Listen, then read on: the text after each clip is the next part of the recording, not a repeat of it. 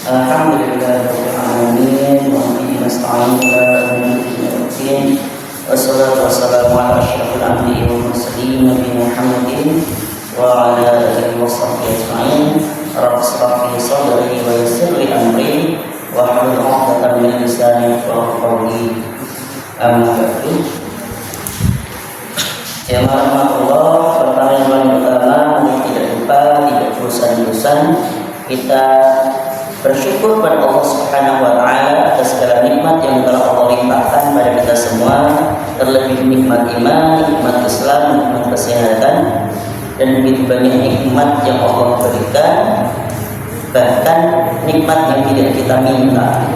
Nikmat bisa melihat, bisa mendengar, nikmat badan bisa bergerak, kaki bisa berjalan. Maka tiada kata lain yang lebih tepat untuk kita ucapkan selain dari kalimat Alhamdulillahirabbil alamin. Salawat serta salam semoga tetap tercurah limpahkan kepada Nabi Allah Muhammad sallallahu alaihi wasallam yang sama-sama kita nanti-nantikan syafaatnya yaumul akhir kelak. Jamaah Allah, kita masuk pada bab selanjutnya. Yang kemarin kita sudah membahas tentang perang Badar, penyebab perang Badar, kemudian kejadiannya, terus korban atau korban dari pihak kaum muslimin ataupun orang kafir Quraisy, kemudian kabar kemenangan yang disebarkan atau disiarkan di Mekah maupun di Madinah. Nah, ini setelah peperangan, maka sekali lagi bahwa perang Badar ini adalah perang pertama oleh kaum muslimin, maka masalah tawanan perang ini musyawarahkan. Ini menunjukkan bahwa Rasulullah itu tidak otoriter, kemudian tidak apa-apa, pokoknya keputusan saya. Dalam hal agama, dalam hal ibadah, tentu Rasulullah berpegang pada wahyu, tetapi untuk urusan dunia, untuk urusan yang lain, ini Rasulullah juga bermusyawarah. Maka setiba di Madinah, Rasulullah SAW meminta pendapat kepada para sahabat tentang masalah tawanan. Jadi tidak serta-merta langsung saya putuskan tawanan itu begini-begini, enggak. Rasulullah juga bermusyawarah. Ini menjadi pelajaran bagi kita.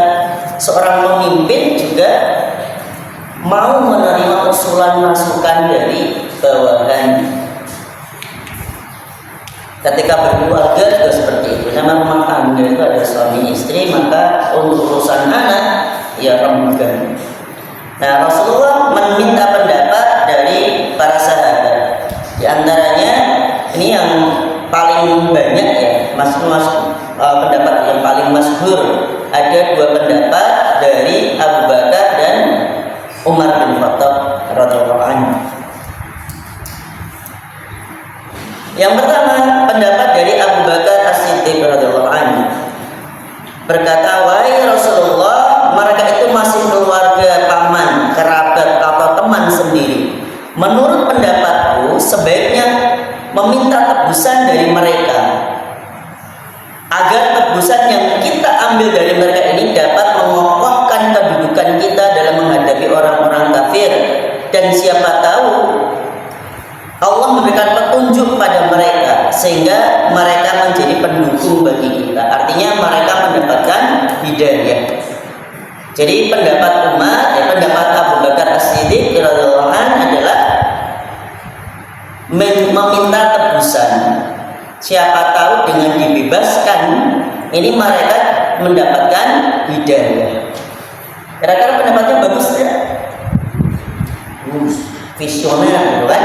Nah, pendapat Umar berbeda lagi.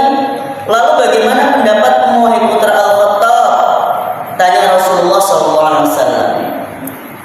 Umar menjawab, "Demi Allah, aku tidak sependapat dengan Abu Bakar. Menurutku, serahkan fulan kepadaku." Ini fulan yang dimaksudnya adalah kerabatnya Umar bin Khattab. "Serahkan fulan kepadaku, biar ku penggal lehernya. Serahkan Fukail bin Abu Talib kepada Ali bin Abu Talib, biar dia memenggal lehernya. Serahkan fulan pada Hamzah yaitu saudaranya Hamzah, ya dia memegang lehernya, agar musuh-musuh Allah mengetahui bahwa di dalam hati kita tidak ada rasa kasihan terhadap orang-orang musyrik, pemuka, pemimpin dan para dedengkot mereka. Ini pendapat Umar bin Khattab ini lebih tegas. Kita kan perangi dalam keadaan membela agama, dalam memutuskan mana yang hak, mana yang batil, maka ya sudah dihukum mati saja. Dan hukuman matinya ini tidak diserahkan pada al-buju, tapi diserahkan pada orang terdekatnya. Itu untuk menunjukkan betapa kuatnya, betapa kokohnya pendirian kita tentang agama ini. Ini bukan kerabat lagi permasalahannya, tapi ini masalah benar dan salah. Ternyata pendapat dari dua sahabat ini, Rasulullah lebih condong pada pendapatnya Abu Bakar As-Siddiq. Ini tidak mengherankan, sahabat Umar ini Rasulullah beri julukan Al-Faruq. Al-Faruq itu satu makna dengan Furqan, artinya pembeda. Ketika dulu beliau belum Islam, itu benci sekali dengan Rasulullah. Allah berikan hidayah, kemudian yang beliau lakukan adalah bersyahadat di muka umum, kemudian mendatangi setiap orang yang dulunya memusuhi Rasulullah SAW. Bahkan ada kisah beroy ketika sahabat Umar ini menghijrah ke Madinah. Ketika yang lainnya secara sembunyi-sembunyi, beliau itu malah memberitahukan pada orang-orang, wahai penduduk Mekah, wahai orang-orang Quraisy, barang siapa yang ingin anaknya menjadi yatim, istrinya menjadi janda, hadang saya di jalan ini, besok saya akan hijrah. Wah, pemberani sekali sahabat Umar. Maka ketika pendapat ini disampaikan, Rasulullah lebih condong pada pendapatnya Abu Bakar. Maka ketika sahabat Abu Bakar ini pendapatnya yang diterima, sahabat Umar legowo, terima saja, karena memang ini namanya musyawarah. Ada pendapat yang diterima, ada yang tidak diterima. Maka setelah itu keesokan harinya ada sebuah kisah tentang kejadian setelah musyawarah tadi. Sahabat Abu Bakar ini, sahabat Umar bin Khattab ini mendapati Rasulullah dan sahabat Abu Bakar sedang menangis. Mereka berdua menangis. Kemudian ditanya, ya Rasulullah, wahai Abu Bakar, kenapa kalian menangis? Ceritakan pada saya. Kalau perlu saya juga ikutan menangis. Karena saking cintanya kepada Rasulullah dan sahabat Abu Bakar ini, Rasulullah nangis, sahabat Abu Bakar nangis. Ini berarti bukan perkara sepele ini. Sahabat Umar pengen banget mengikuti yang dilakukan oleh dua orang ini, Rasulullah sama sahabat Abu Bakar tadi. Wahai Rasulullah, berkatakan kepadaku apa yang membuat engkau dan sahabatmu ini menangis. Jika aku perlu menangis, aku pun akan menangis. Jika aku tidak perlu menangis, aku pun tetap akan menangis karena engkau berdua menangis. Akhirnya beliau menjawab, Rasulullah menjawab, aku menangis karena permintaan yang disampaikan rekan-rekanmu padaku agar meminta tebusan dari mereka, padahal dahulu siksaan yang mereka tawarkan padaku dulu lebih dekat dari pohon ini. Karena beliau itu berada di dekat sebuah pohon. Beliau menyampaikan bahwa siksaan orang-orang kafir itu betapa kejamnya dulu itu. Keras sekali siksaannya. Tapi kenapa ketika pas perang ini justru malah meminta tebusan? Bahkan Rasulullah juga menyebutkan bahwa Allah telah menurunkan ayat surat Al-Anfal ayat 67 sampai 68 yang artinya tidak patut bagi seorang nabi mempunyai tawanan sebelum ia dapat melumpuhkan musuhnya di muka bumi. Kamu menghendaki harta benda duniawi, sedangkan Allah menghendaki pahala akhirat untukmu. Dan Allah Maha Perkasa lagi Maha Bijaksana. Kalau sekiranya tidak ada ketetapan yang telah terdahulu dari Allah, niscaya kamu ditimpa siksaan yang besar karena tebusan yang kamu ambil. Jadi keputusan untuk membuat bagi tawanan perang memberi tebusan tadi ini ditegur sama Allah. Seolah-olah bahwa dalam peperangan ini yang dibutuhkan adalah masalah duniawi, finansial. Tebusan kan nanti bawa uang kan. Ini masalahnya perang loh ini. Dalam hal membela agama loh, seolah-olah seperti mendahulukan dunia. Hampir-hampir seandainya saat itu ada azab turun, itu yang akan selamat dari Umar bin Khattab. Alhamdulillahnya ayat terdahulu yang dimaksud di sini adalah surat Muhammad ayat 4, yang artinya setelah itu kalian boleh membebaskan mereka atau menerima tebusan. Jadi ada ayat yang sudah turun sebelum surat Al-Anfal tentang masalah tebusan bagi tawanan perang, boleh menerima, boleh membebaskan atau menerima tebusan. Maka ayat Muhammad ayat 4 dari surat Muhammad ayat 4 ini mengandung izin untuk mengambil tebusan dari para tawanan, sehingga orang-orang yang mereka berasal dari suku-suku yang kaya, mereka membebaskan kerabatnya. Adapun yang tebusan ada 4.000 dirham, 3.000 dirham, 1.000 dirham. Ini bagi pemimpin-pemimpin ataupun orang-orang yang dari suku-suku yang kaya. Adapun orang-orang yang mereka tidak mampu menebus, padahal Rasulullah itu tidak memberikan nominal berapa harus berapa itu. Tetapi bagi orang yang tidak mampu untuk menebus, mereka bisa menebus dirinya dengan cara mengajarkan baca tulis kepada 10 orang atau 10 anak di Madinah. Tebusannya dianggap lunas.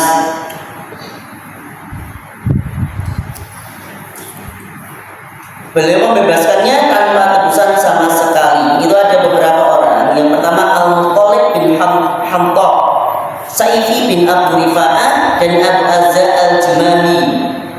Ada 3 orang yang dibebaskan tanpa tebusan sama sekali.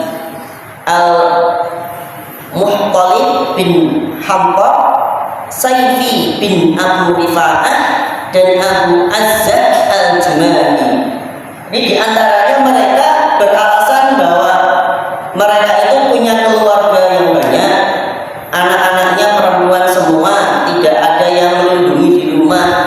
Kemudian mereka menyesal sudah mengikuti perang. Ada juga yang mengatakan bahwa saya terpaksa dan sebagainya. Akhirnya karena keadaan ekonomi mereka dan keluarga mereka juga membutuhkan, Rasulullah membebaskan. Tapi ternyata nanti kita bahas di perang Uhud, ketiga orang tadi itu ketika perang Uhud ikut lagi. 1 tahun kemudian itu terjadi perang Uhud. Nah ternyata mereka ikut dan tertawan lagi. Maka karena di perang Badar kemarin sudah dimaafkan, di perang Uhud mereka akhirnya dibunuh. Tidak layak bagi seorang muslim terjebak pada 2 kejadian yang sama. Nah, kemarin sudah janji nggak mau ikut lagi, kan? Nggak menyesal. Nah, di perang Uhud kok ikut lagi, maka ketiga orang tadi itu dibunuh. Ada kisah tentang pembebasan tawanan perang. Ada seorang namanya Abdul As atau Al-As, Abdul As atau Al-As. Siapa itu? Ada yang tahu? Abdul As ini adalah suami dari Zainab binti Muhammad. Berarti siapa Abdul As itu? Menantunya Rasulullah SAW. Di dalam perang ini Abdul As ini ikut di pihaknya kafir Quraisy. Berarti beliau tuh Abdul As tuh melawan mertuanya sendiri. Bisa dibayangkan tuh. Ada orang melawan anaknya, ada orang melawan saudaranya, ada yang melawan pamannya. Rasulullah ternyata salah satu tawanan perang ini adalah menantunya. Abdul As ini suami dari Zainab, putri dari Rasulullah SAW. Jadi Abdul As ini masih berada di Mekah kemudian Zainab itu ikut hijrah. Ternyata menantunya Rasulullah ikut dalam peperangan. Nah, ketika ditawarkan ini kok ada Abul Asnya ternyata. Tiba-tiba Zainab ini datang terus mengatakan, saya menebus Abul As. Jadi di dalam tawaran perang tadi itu tidak disebutkan harus menebus berapa ribu dirham, berapa ratus, enggak disebutkan. Kalau mampunya misal 1 dirham itu juga Rasulullah akan membebaskan. Nah, akhirnya Abul As ini dibebaskan atau ditebus oleh Zainab. Kemudian Zainab berdiri, kemudian saya menebus Abul As. Kemudian diserahkan tebusannya pada Rasulullah. Ketika dibuka, ternyata tebusan yang diberikan oleh Zainab itu adalah kalung. Kalung itu dulu pemberian Khadijah binti Khuwailid. Siapa itu Khadijah? Istrinya Rasulullah SAW. Maka ketika melihat kalung dari Khadijah radhiyallahu anha, Rasulullah langsung teringat momen-momen, wah ini pemberian ibunya ini. Kemudian tiba-tiba Rasulullah langsung membalikan. Kemudian Abul As dibebaskan tanpa tebusan. Jadi Rasulullah itu sangat cinta sekali dengan istrinya yang pertama Khadijah. Sampai-sampai beliau itu memuliakan keluarga dari Khadijah dan juga orang-orang terdekat dari Khadijah. Jadi Khadijah itu dulu punya sahabat bestie itu, namanya Nafisa.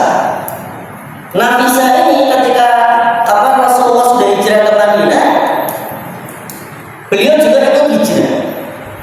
Kemudian bertamu, maka sama Rasulullah itu dilayani bakso makan dan sebagainya. Terus ada keluarganya juga. Sampai-sampai Bunda Aisyah ini, ya Rasulullah, siapa orang tua itu? Kok sebegitunya Anda melayani?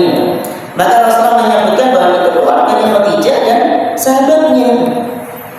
Kemudian Bunda Aisyah ini cemburu. Kemudian Rasulullah SAW mengatakan sesuatu hal yang membuat istrinya yang lain itu terkagum. Apa itu? Khadijah ini adalah orang yang sangat mencintaiku ketika semua orang membenciku. Dia menerima dakwahku ketika semua orang menolak dakwahku. Dia memberikan support, dia memberikan dukungan, baik hartanya, jiwanya.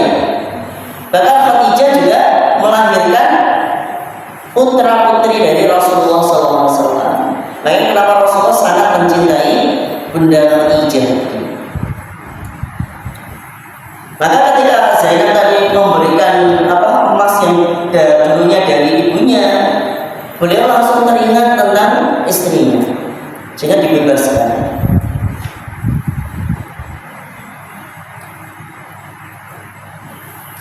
Di antara tawanan itu pula ada Suhail bin Amr. Ini bisa Suhail bin Amr, seorang orator yang ulung. Suhail bin Amr itu punya anak. Yang pertama adalah Abdullah bin Suhail, kemudian yang kedua ada Abu Jandal. Abdullah ini sudah bebas. Artinya ketika Suhail bin Amr ini dalam keadaan kafir, ini anaknya itu dilarang untuk mengikuti agama Islam. Padahal beliau itu orang terhormat, salah satu dari pemuka suku, membenci sekali Islam, anaknya sendiri masuk Islam. Maka dengan keras sekali Abdullah bin Suhail ini dilarang, bapaknya kamu harus kembali ke agama lamamu. Kemudian Abu Jandal juga nanti ada kisah tentang kedua orang sahabat ini. Suhail bin Amr ini seorang orator yang ulung. Dia penyair yang hebat, suka memfitnah ketika Rasulullah menyampaikan dakwah.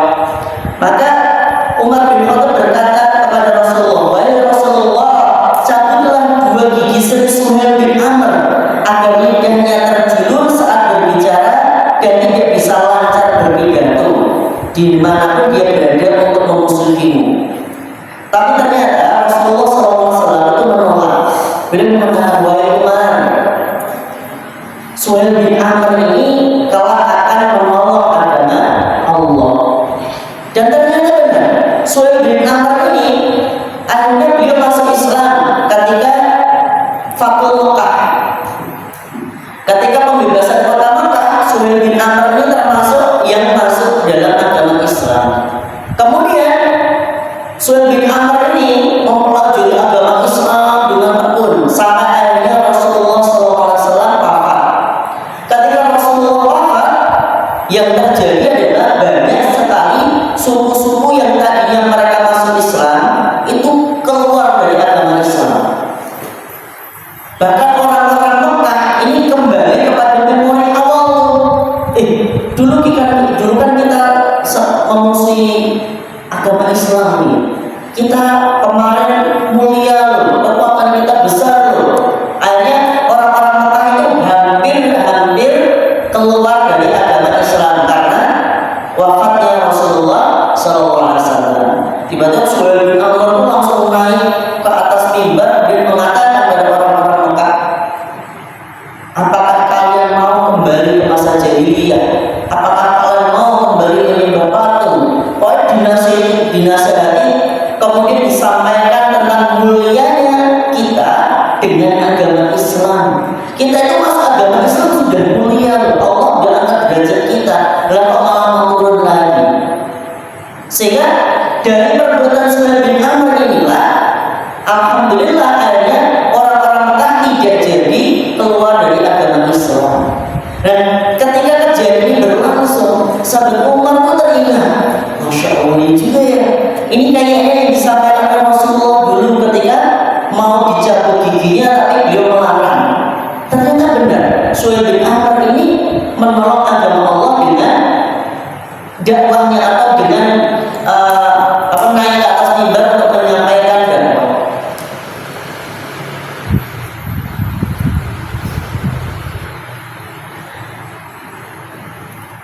Kemudian ada seorang sahabat namanya Sa'ad bin Nu'man. Sa'ad bin An-Nu'man ini pergi ke Mekah untuk umrah. Tetapi di sana ia ditawan Abu Sufyan. Anak Abu Sufyan itu bernama Amr bin Abu Sufyan. Jadi Abu Sufyan ini tahu bahwa anaknya ditawan. Kemudian ada informasi bahwa setiap orang jika ingin membebaskan tawanan atau membebaskan keluarganya harus menyerahkan uang tebusan. Ini Abu Sufyan nggak mau. Saya nggak akan memberikan tebusan. Berarti perangnya kalah. Ini saya kasih tebusan, menunjukkan bahwa saya benar-benar kalah kuadrat.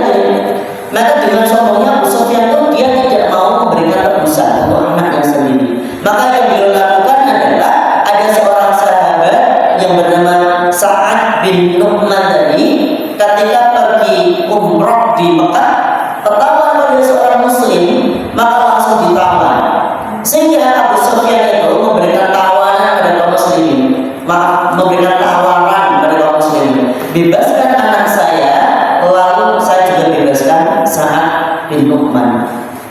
Ada yang benar, mereka ditukar, Amrnya dilepas, kemudian Sa'ad bin Nu'man juga dilepas. Ini Al-Quran berbicara tentang masalah perang. Surat Al-Anfal merupakan penjelasan dari Allah tentang peperangan Badar yang berbeda jauh dengan penjelasan-penjelasan lain yang membicarakan masalah raja dan pemimpin setelah kemenangan. Zaman dulu itu peperangan sudah banyak, raja-raja yang berperang sudah banyak, kemenangan kemudian setelah menang yang mereka lakukan apa itu sudah banyak. Perbedaannya adalah orang-orang terdahulu kalau menang mereka akan berpesta pura, sementara kaum muslimin ketika menang ghanimahnya itu dibagi-bagi, kemudian yang dicari adalah kemaslahatan umat. Yang pertama, Allah hendak mengalihkan pandangan kaum muslimin ke akhlak mereka yang dirasa kurang baik atau berlebihan pada masa lampau agar mereka berusaha menyempurnakannya dan menyucikan diri. Orang Mekah, orang Madinah itu tentunya mereka sudah pernah berperang. Cuma ketika mereka jadi kaum muslimin, tergabung antara orang-orang Ansar dan orang Muhajirin dan berperang itu pertama kali berperang Badar ini. Maka Allah ingin menunjukkan tentang perbedaan ketika kalian perang dan menang dalam masa jahiliyah dulu, perang dan menang ketika sudah menjadi seorang muslim.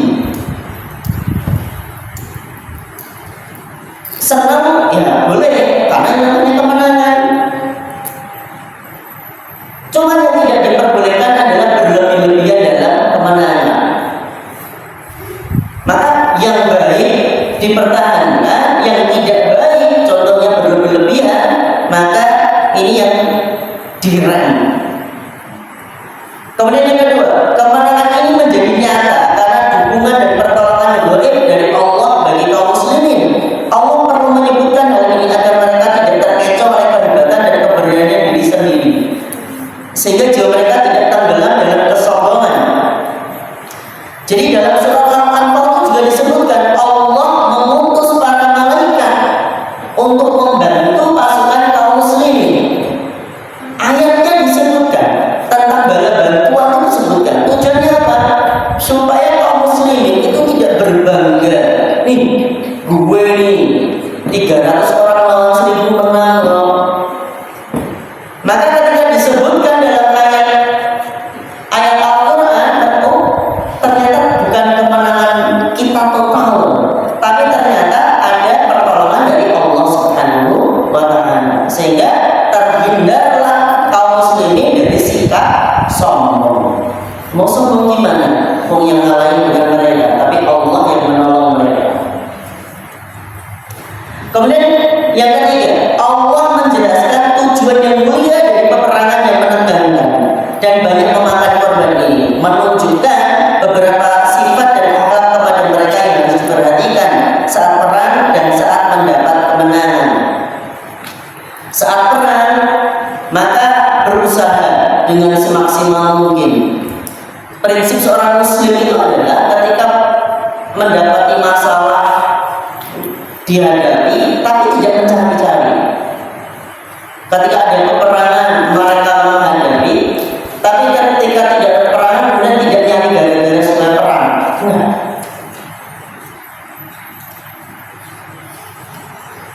kemudian yang keempat, Allah berfirman pada orang-orang musyrik, munafik, Yahudi dan para tawanan perang, menyampaikan peringatan yang nyata dan menjelaskan pada mereka agar menerima kebenaran. Prediksinya orang-orang munafik dan orang-orang Yahudi adalah kekalahan bagi kaum muslimin. Prediksi. Mungkin itu cita-cita mereka, keinginannya. Tapi bikinlah Allah berikan kemenangan bagi kaum muslimin.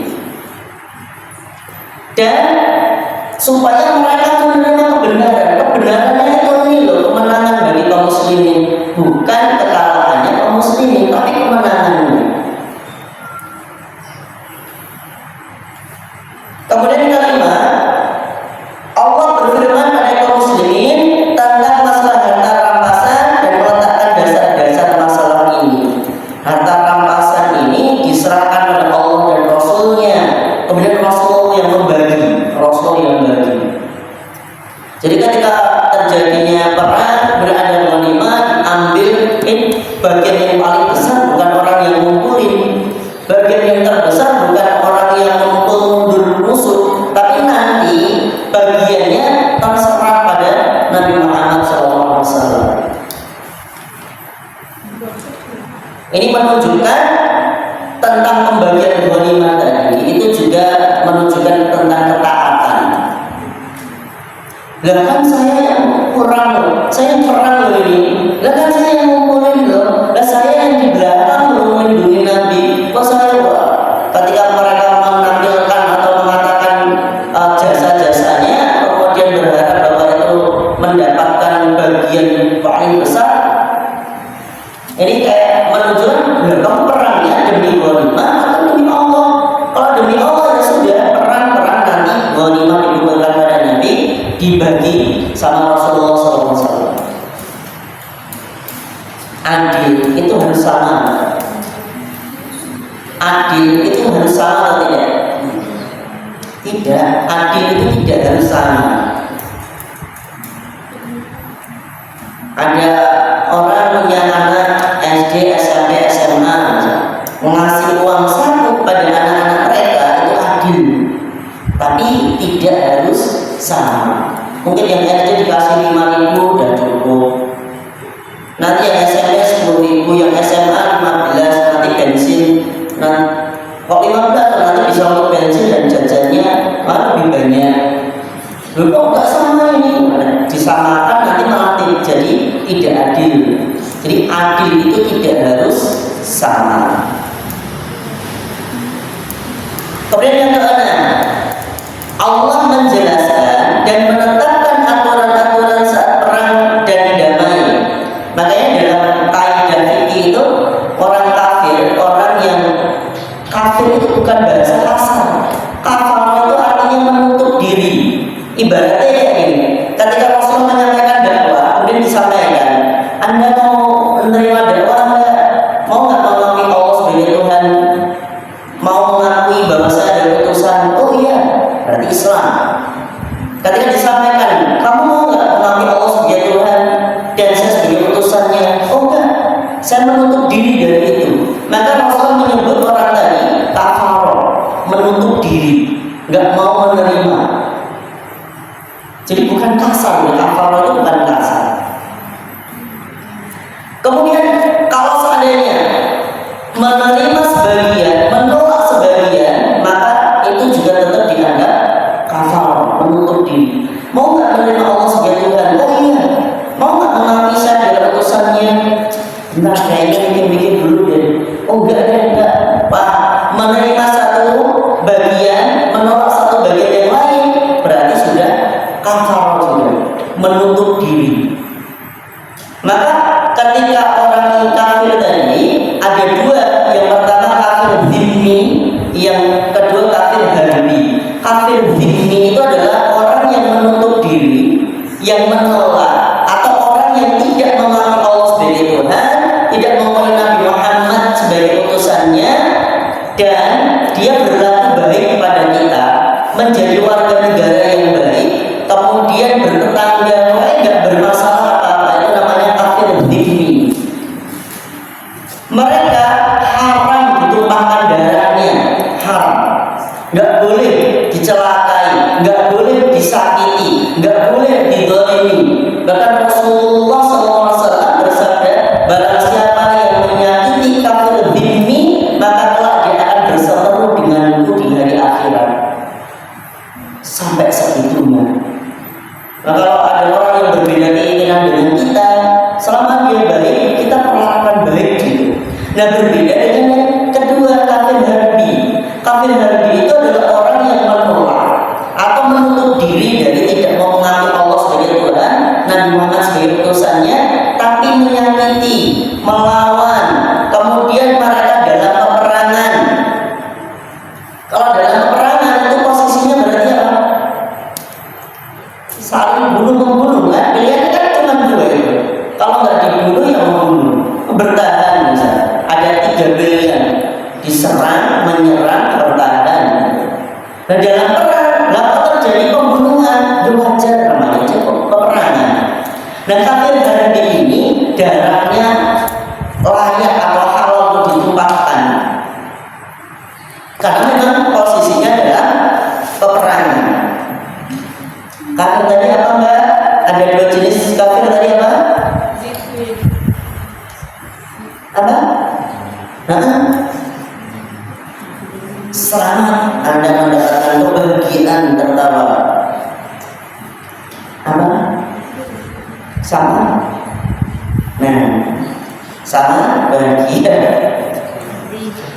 Kafir dhimmi sama harbi. Kafir dhimmi boleh nggak dimusuhi? Tidak. Kafir harbi boleh karena di dalam peperangan. Nah, Islam ini mengajarkan, menjelaskan, menetapkan aturan-aturan saat perang dan damai. Karena dakwah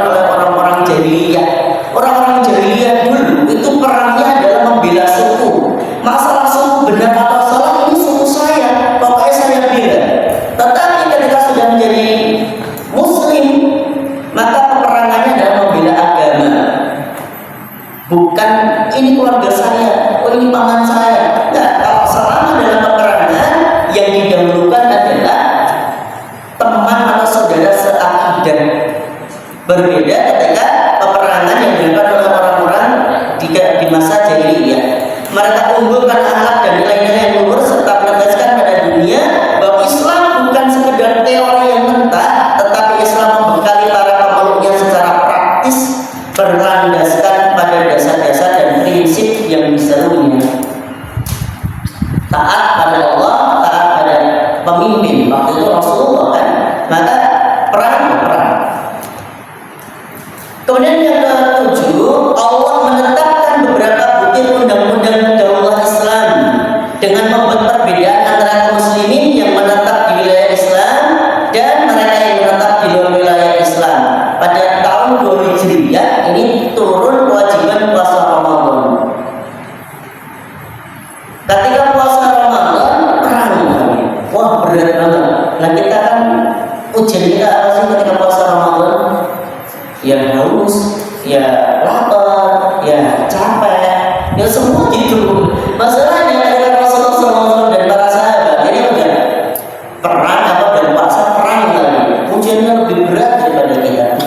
Maka ketika tahun 2 Hijriah ini ada kewajiban untuk puasa Ramadan, membayar zakat fitrah dan penjelasan tentang batasan-batasan zakat yang lain, kewajiban dimaksudkan untuk meringankan beban hidup yang dijalani orang-orang muhajirin ansor yang miskin, yang tidak mempunyai bakat berbisnis. Jadi ketika Ramadan diwajibkan, kemudian di bulan Syawal Idul Fitri sebelum perayaan kan diwajibkan membayar zakat. Bayar zakat ini wajib bagi orang kaya, wajib bagi orang kaya. Bagi orang miskin yang menerima mana malah jalan. Dulu ketika saya tinggal di Pondok tuh ada beberapa teman yang mohon maaf nih kayak minder gitu, kayak minder tinggal di panti. Kenapa menerima infak zakat sedekah 12% orang dan sebagainya? Wah, saya sampaikan, saya pede aja. Lah kenapa? Kita itu menolong orang-orang kaya. Yang wajib bayar zakat siapa? Orang kaya. Nah, saya bantu yuk ibadahnya, cinta terima sih.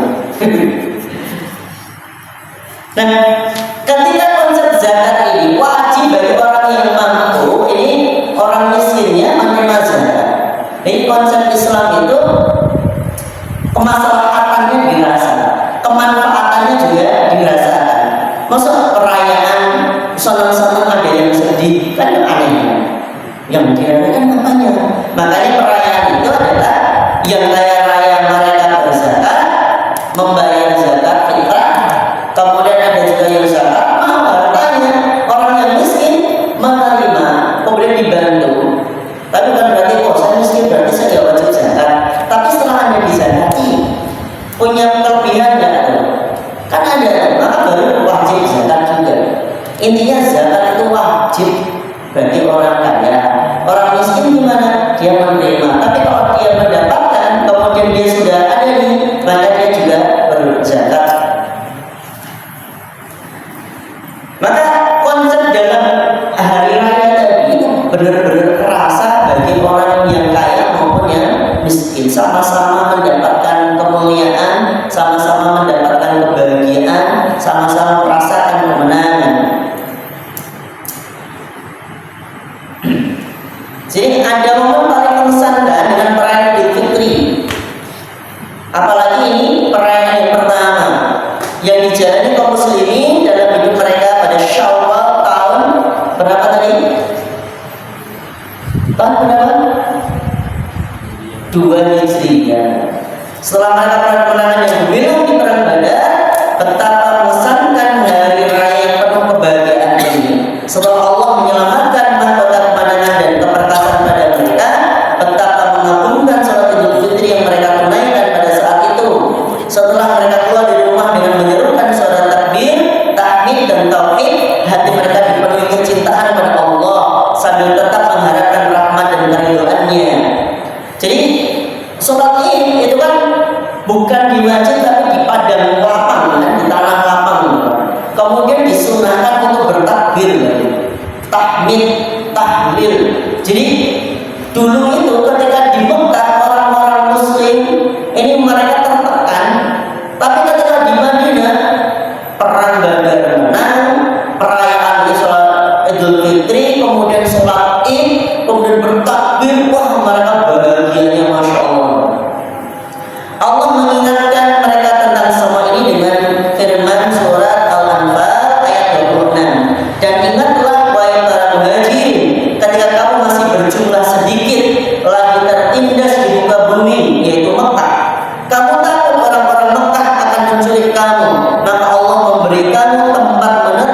yaitu Madinah, dan dijadikannya kamu kuat dengan pertolongannya, dan diberinya kamu rezeki dari yang baik-baik agar kamu bersyukur. Surat Al-Anfal ayat 26. Sehingga peperangan atau perang Badar tadi selain menguatkan iman, menguatkan ukhuwah, ini juga membuat mereka semakin bangga, semakin bersyukur kepada Allah Subhanahu wa taala atas nikmat yang diberikan.